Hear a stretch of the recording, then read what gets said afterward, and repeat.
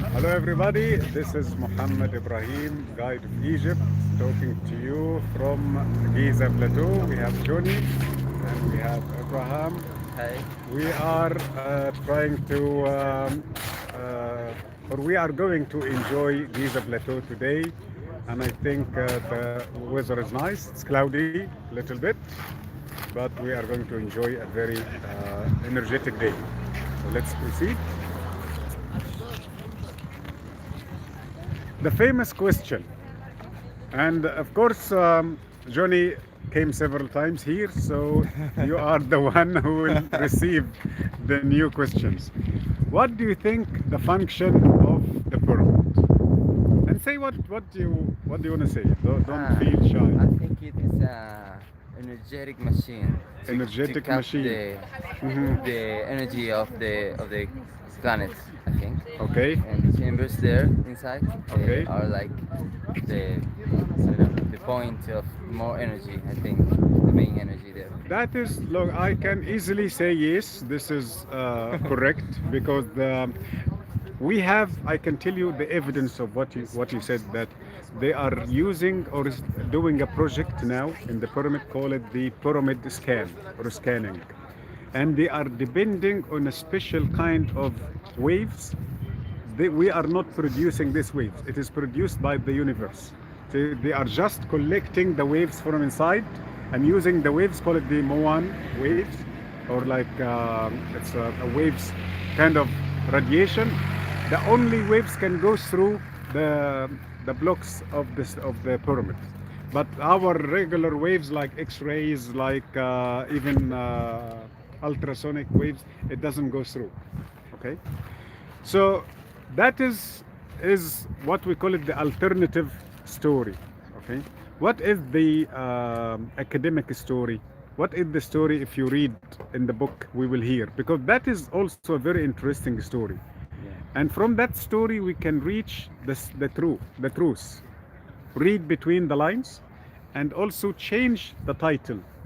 Like if you come to this plan, you will see that they made what we call it the Giza Plateau, three major pyramids, Khufu, Khafra, Menkaura, and we shall not call every pyramid just a pyramid.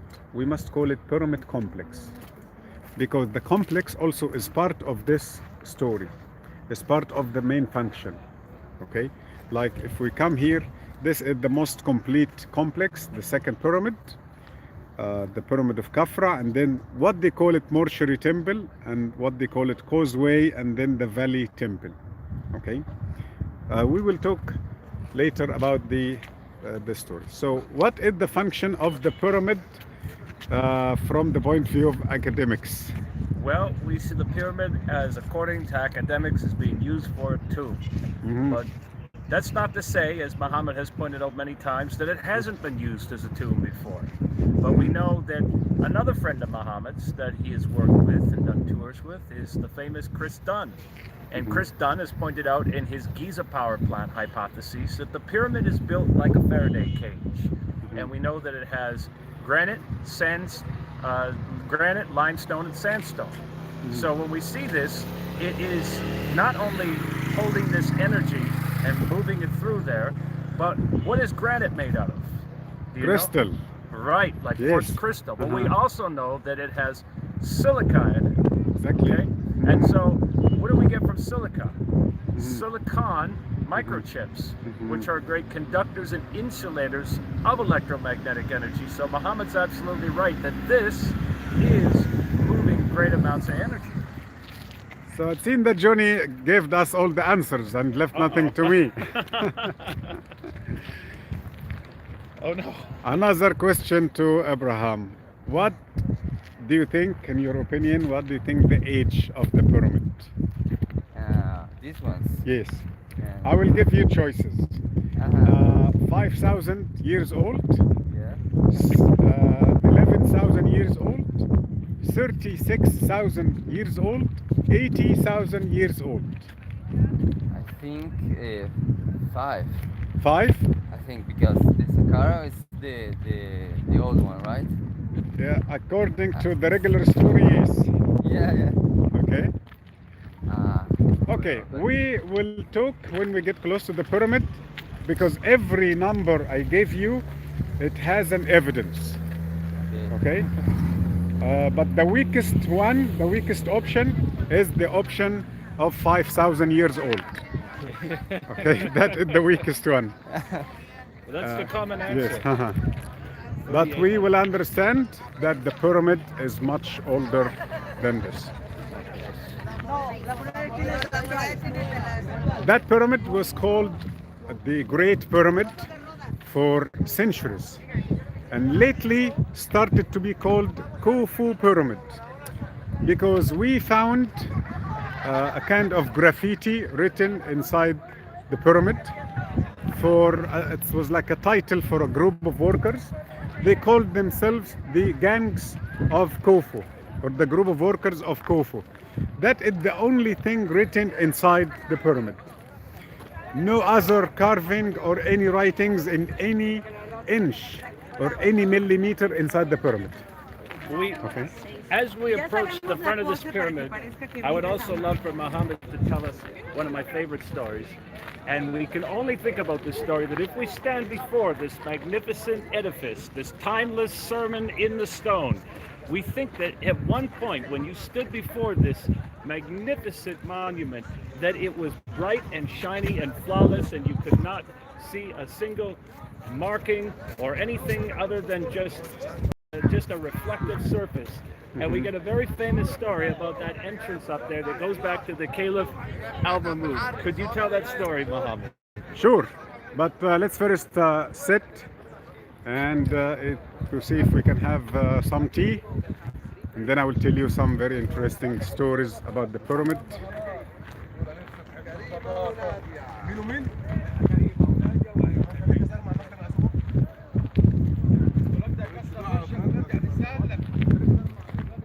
So look, Abraham, this is what Johnny was trying to say, that this part of the light limestone, it used to be the case of all the way.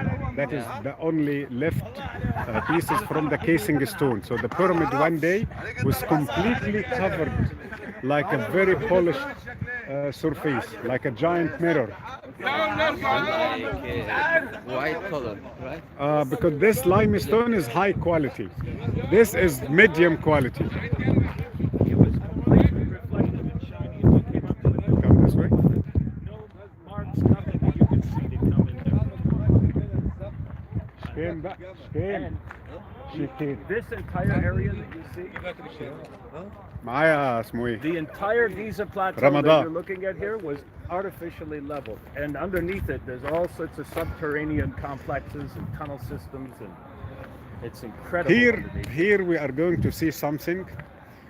Millions of tourists came, maybe hundreds of millions of visitors came and saw the pyramid and left without realizing the thing we are going to see now. We have what we call it volcanic stones made by the volcanoes inside or outside, and we have other types of stones like limestone and sandstone was formed under oceans. So when we see this ground, the bedrock is limestone, so there was an ocean, ancient ocean here, but I'm talking about millions of years ago. So we found fossils for a creature used to live in that ancient ocean. Have you heard about the mermaid? Yeah. Okay, but not the Hollywood mermaid. Okay, there is something, a fish called mermaid, or that is how we call it in Arabic language. But that mermaid is a fish, but the upper part of that fish looks like human, but from a distance. But when you get close, it's still a fish. But why close to a human? Because it has ribs like the human chest, and the head is quite strange. So from the distance in a shady view, you can feel that this is like half human, half fish. But when you go and get closer and you have a good view, you will find that it is not as they show, as a complete woman or like a real part of a woman and half of a fish. So we found the fossils of this mermaid here in this ground. So, and those are the fossils of the ribs of the mermaid. that is one of the very interesting, and that is not my story. This is the story by geologists. Okay, and my friend Hani told me that we found fossils of ancient crocodiles there, but unfortunately, let's say we don't have any remains left.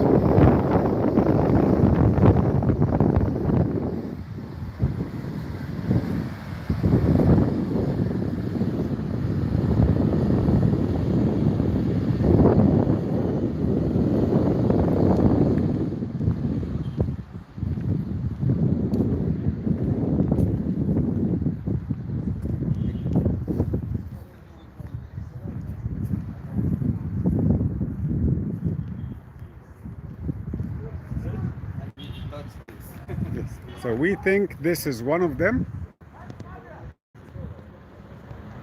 The ancient crocodile. Yes, that seems like a baby size. And there is the other one.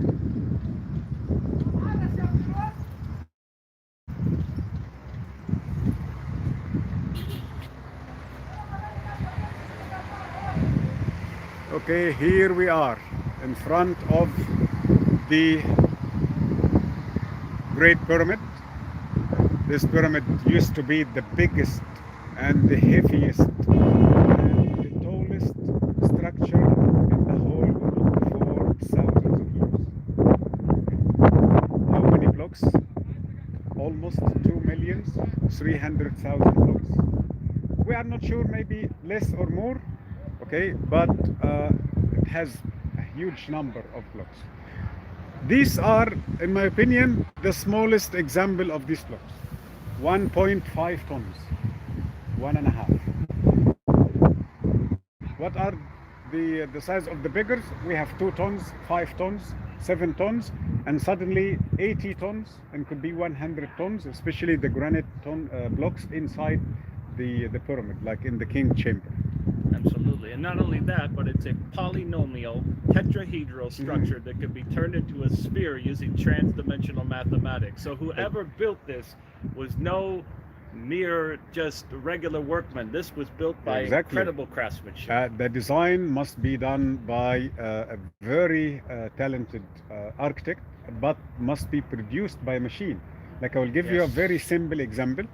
The pyramid was built over a square base, okay? Almost 22, and some people say 23, because we are missing the corners, as you can see.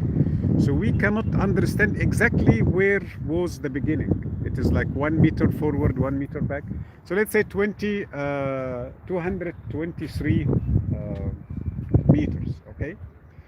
If they made a millimeter of center, the first stone is going to be 1 millimeter of center, okay? Which is accepted, by the way, in machining. 1 millimeter, you know what does it mean, 1 millimeter? Like a line, a scratch, just this tiny, One mistake and it's okay? At the end, it will be 22.3 centimeters, which will be very clear. And that is a potential mistake in any course till the top. So not only the base, the second level, the third, the fourth, but all of them were put perfectly, and the chances of mistakes are less than 0.1%. wow. Okay, so let's have a seat here and explain to you something. Maybe you are not going to be interested much. I call it the development of the tombs in ancient Egypt, but it will give us a good idea about what we are going to talk about. So guys, we are going to say goodbye now, but we will record this talk and we will upload it later. Okay? Bye bye from Giza Bye-bye. Plateau.